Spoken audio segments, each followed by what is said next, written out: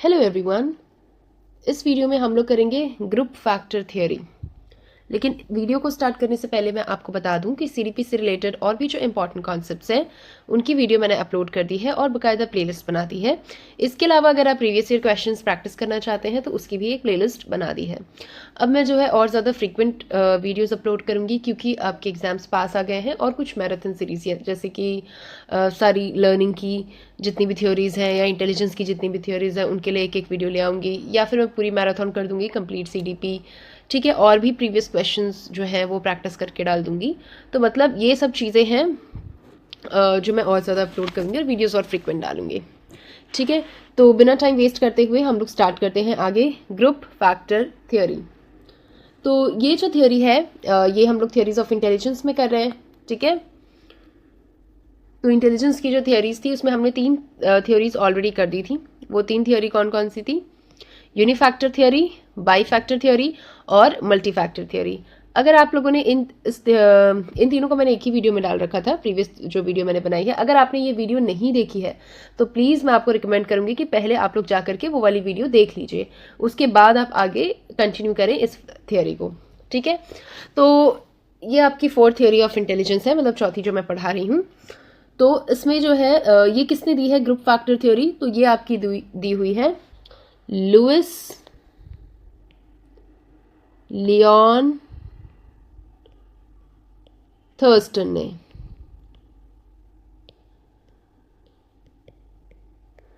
ठीक है, तो ये थ्योरी आपकी किसने दी है? ये थ्योरी दी है लुइस लियोन थर्स्टन ने। इसको आप लोग Thurstone's group factor theory of intelligence भी बोलते हैं। ठीक है, उन्होंने ये थ्योरी 1930 में दी थी। ठीक है, उन्होंने ये थ्योरी 1930 में दी थी। ऐसा क्या रीज़न है कि इसको ग्रुप फैक्टर थ्योरी बोला गया? इससे पहले तक हम लोग जो पढ़ रहे थे, हमने पढ़ा कि जनरल इंटेलिजेंस होती है, स्पेसिफिक इंटेलिजेंस होती है, अगर नहीं तो फिर डिफरेंट टाइप की इंटेलिजेंस होती है, and these are independent of each other. तो ग्रुप फैक्टर थ्योरी ये कहती है कि ऐसा नहीं है कि थ्योरी जो है थ्योरी बोल रही हूँ, जो इंटेलिजेंस है वो सारी या different types of intelligence, they are all independent of each other.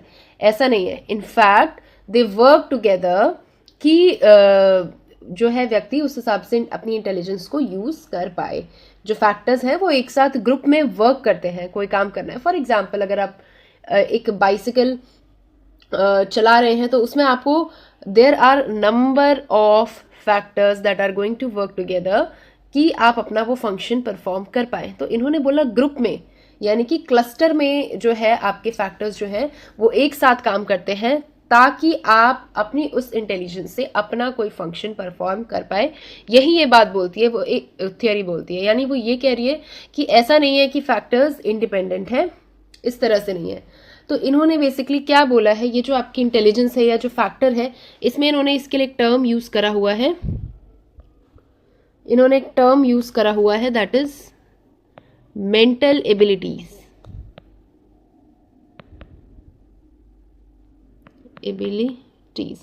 Mental abilities term इन्होंने यहां पर यूज किया है। ठीक है, तो ये क्या कहते हैं कि there are primary 7 mental abilities. इन्होंने हमें 7 प्राइमरी मेंटल एबिलिटीज दी हैं। प्राइमरी मेंटल एबिलिटीज,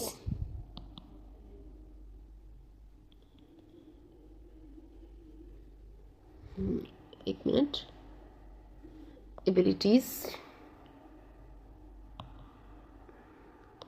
ठीक है, इन्होंने हमें 7 प्राइमरी मेंटल एबिलिटीज दी है। तो क्वेश्चन पूछा भी जाता है कि कितनी mental abilities group factor theory में थर्स्टन बताते हैं, तो 7 बताते हैं। ठीक है, तो इसको क्लस्टर क्योंकि इन्होंने क्या बोला है, इसको ग्रुप क्यों बोला गया है ग्रुप फैक्टर थ्योरी? क्योंकि ये कहते हैं कि ये जो मेंटल एबिलिटीज हैं ये एक साथ, मतलब अगर आपको कोई फंक्शन परफॉर्म करना है तो ये जो मेंटल एबिलिटीज हैं ये सब एज अ क्लस्टर ग्रुप में आप यूज करेंगे अपना फंक्शन परफॉर्म करने के लिए। फॉर एग्जाम्पल, अगर आप क्या कर रहे हैं, स्टडी कर रहे हैं, तो स्टडी करने के लिए ऐसा नहीं है कि आपको सिर्फ लिखना आना चाहिए, आपको बोलना भी आना चाहिए, आपको रीड करना भी आना चाहिए। तो कौन कौन सी आपकी मेंटल एबिलिटीज हैं जो इसमें यूज होंगी, इस तरह से। तो cluster of factors are going to work together, ये बेसिक आइडिया है। ठीक है, तो जिसमें आपका एक क्या है, number 1 verbal comprehension, verbal comprehension. Verbal comprehension का मतलब होता है बेसिकली, इसमें आप ये कह सकते हैं आप मीनिंग को समझ रहे हैं, वर्ड्स हैं, सिंबल्स है, कोई आइडिया है, कुछ भी है, if you are able to understand the meaning, understand meaning, तो बेसिकली ये है आपका वर्बल कॉम्प्रिहेंशन। तो एक मेंटल एबिलिटी क्या है कि आपको कोई भी वर्ड है, ठीक है, कोई आइडिया है, तो आप उसका मीनिंग समझ पा रहे हैं, दिस इज, आप उसे कॉम्प्रिहेंड कर पा रहे हैं, दैट इज वर्बल कॉम्प्रिहेंशन। ये एक मेंटल एबिलिटी है। दूसरी है वर्बल फ्लुएंसी।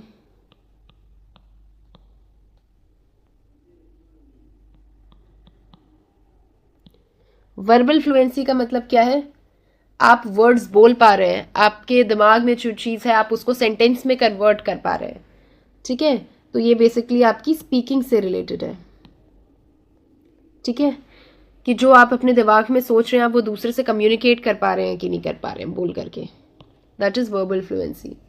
एक है न्यूमेरिकल एबिलिटी, न्यूमेरिकल एबिलिटी,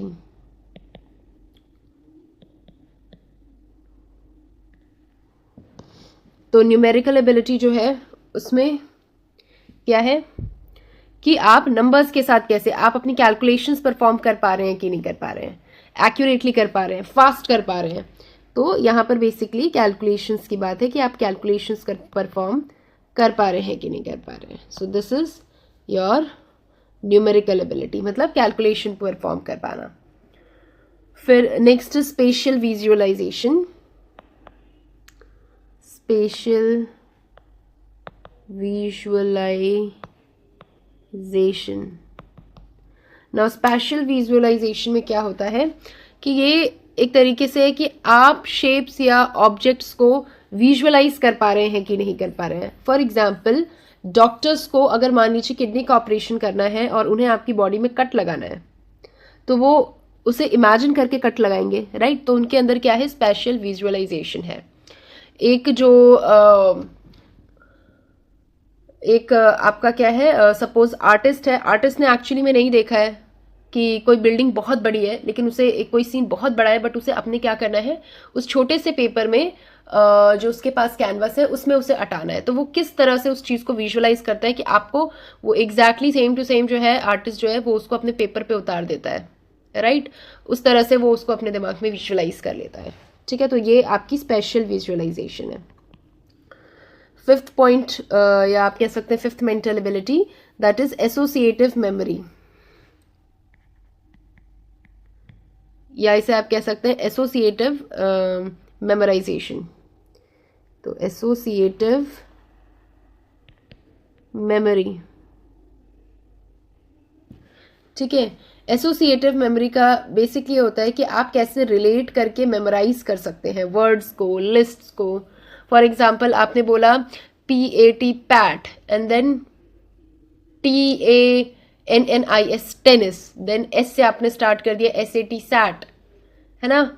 फिर T से आपने स्टार्ट कर दिया TAP टैप। तो आपने क्या करा, इन वर्ड्स को आपस में एसोसिएट कर लिया। या फिर आपने क्या देखा कि जब भी आपने देखा है कि स्कूल बस होती है वो येलो कलर की आ रही है, येलो कलर की आ रही है, तो आप जैसी अब येलो बस देखते हैं आप तुरंत समझ जाते हो oh it's a school bus. तो आपने एसोसिएट करके चीज़ों को याद करा। तो ये आपकी हो गई एक मेंटल एबिलिटी, एसोसिएटिव मेमोरी।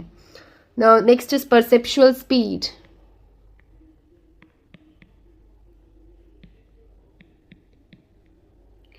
ठीक है।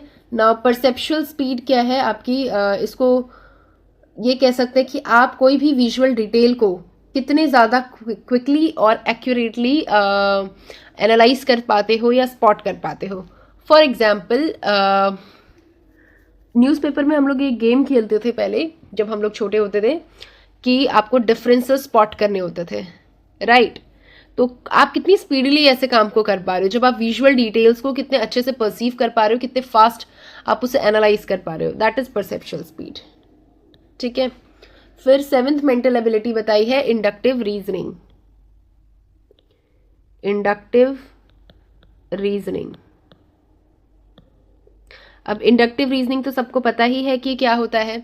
इंडक्टिव रीजनिंग में कैसे चलते हैं हम लोग, examples to principles.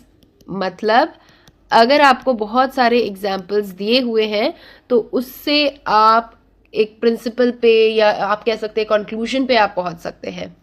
For example आप देखते हैं कि एक व्यक्ति है जो रोड पे बाइक चला रहा था और उसने हेलमेट नहीं लगा रखा। फिर आप देखते हैं कि इस तरह से आप न्यूज़पेपर में घटनाएं देखते रहते हैं, आए दिन ऐसे होते रहते हैं, और आप नोटिस करते हैं आप कई सारे एग्जाम्पल्स देखने के बाद कि हेलमेट जो लोग नहीं चलाते हैं उनको ज़्यादा डैमेज हो रहा है। तो एक रूल क्या होना चाहिए कि ट्रैफिक में जब आप जा रहे हैं तो यू शुड वेयर हेलमेट। तो आपने एग्जाम्पल से आप प्रिंसिपल पे पहुंच गए, राइट। ये तो सिर्फ एक एग्जाम्पल है। फॉर एग्जाम्पल आप अलजेब्रा में वेरिएबल सॉल्व करते जा रहे हैं, कई तरीके के आपने एग्जाम्पल्स कर लिए, फिर आप किस पे पहुंच गए, आप किसी पर्टिकुलर आइडेंटिटी पे पहुंच जाते हैं कि भाई A square minus B square actually में A plus B into A minus B के बराबर है। पहले आपने बहुत सारे एग्जाम्पल सॉल्व कर लिया, आप करते करते आप इस आइडेंटिटी तक पहुंचे हैं।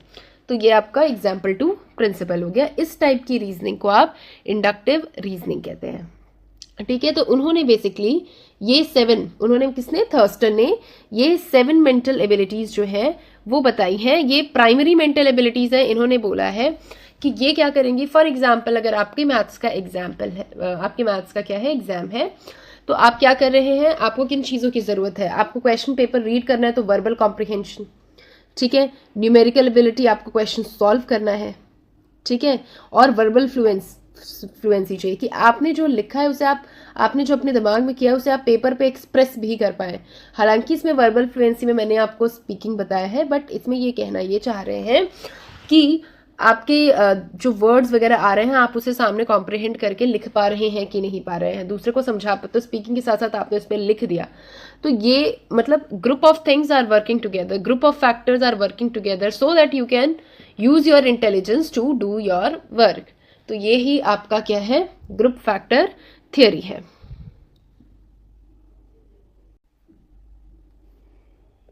राइट, सो अब हम लोग नेक्स्ट थियरी करेंगे, that is fluid and crystallised intelligence. Fluid and crystallized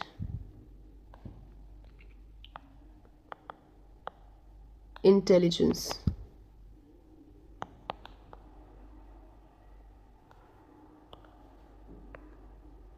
fluid and crystallised intelligence theory ये किसने दी थी,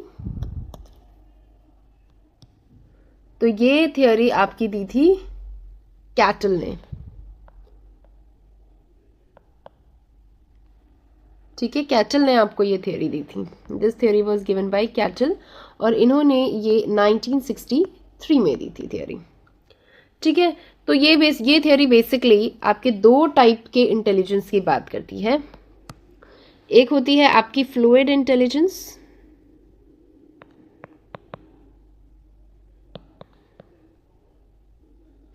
और दूसरी होती है आपकी क्रिस्टलाइज्ड इंटेलिजेंस। क्रिस्टलाइज्ड इंटेलिजेंस,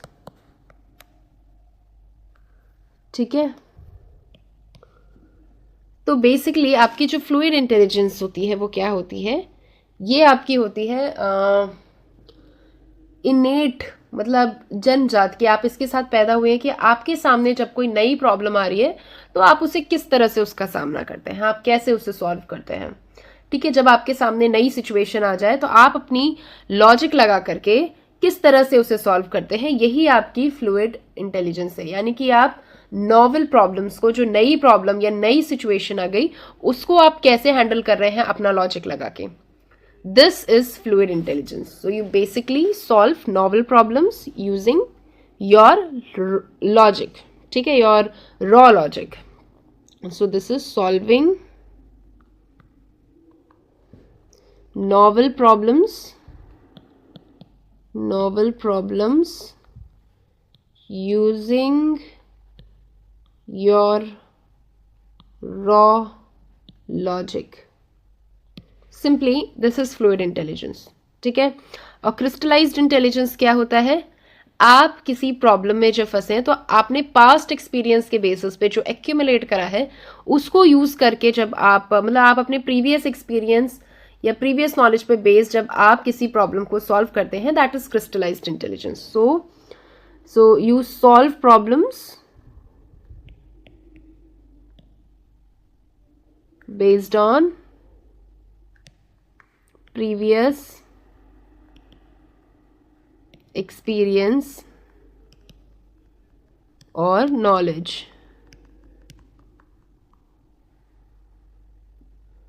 ठीक है. नेक्स्ट क्वेश्चन बोलने जा रही थी मैं, सॉरी. नेक्स्ट ये जो आपके पास होती है ना, ये आपकी इनेट होती है फ्लूइड इंटेलिजेंस. इनेट इन सेंस मतलब आप पैदा ही होते हैं कि कुछ इंटेलिजेंट व्यक्ति है जो नई प्रॉब्लम में क्रिएटिवली सोच पाता है, कोई व्यक्ति नहीं सोच पाता है. बट क्रिस्टलाइज इंटेलिजेंस जो है ये आप एक्वायर करेंगे, आप अपने एक्सपीरियंस से, अपनी नॉलेज से, अपनी मेहनत से एक्वायर करेंगे. नाउ जो फ्लूइड इंटेलिजेंस है ये सबसे ज़्यादा प्रोमिनेंट होती है आपके यूथ पे. ठीक है. सो इट इज़ प्रोमिनेंट, या आप कह सकते हैं peak. It is on peak in youth और एज के साथ इट डिक्लाइंस. ठीक है. और ये डिक्लाइन हो जाती है, डिक्लाइंस विद एज. ठीक है. तो ये बेसिकली 20 से 25 साल तक इसमें आपका जो है बहुत ज़्यादा मतलब आप नॉवल सिचुएशंस को हैंडल करने में, उसके लिए क्रिएटिव सोल्यूशंस ढूंढने में इट इज़ गुड, क्योंकि आप इस टाइम पे अपने पीक पे हैं. फ्लूइड इंटेलिजेंस है आपके पास. ठीक है. अब क्रिस्टलाइज्ड इंटेलिजेंस की अगर हम लोग बात करें तो ये क्या होता है, क्योंकि आपके पास्ट एक्सपीरियंसेस पे बेस्ड है तो ये आपका इंक्रीज करेगा विद एज. क्योंकि आपके पास एक्सपीरियंस कलेक्ट होते जा रहे हैं, तो इट क्रिस्टलाइज्ड इंटेलिजेंस आपकी एज के साथ बढ़ती रहेगी, जबकि फ्लूइड इंटेलिजेंस आपकी एडल्टहुड तक जाएगी, बढ़ती है, लेकिन उसके बाद ये एज के साथ क्या होने लगेगी, डिक्रीज होने लगेगी. ठीक है.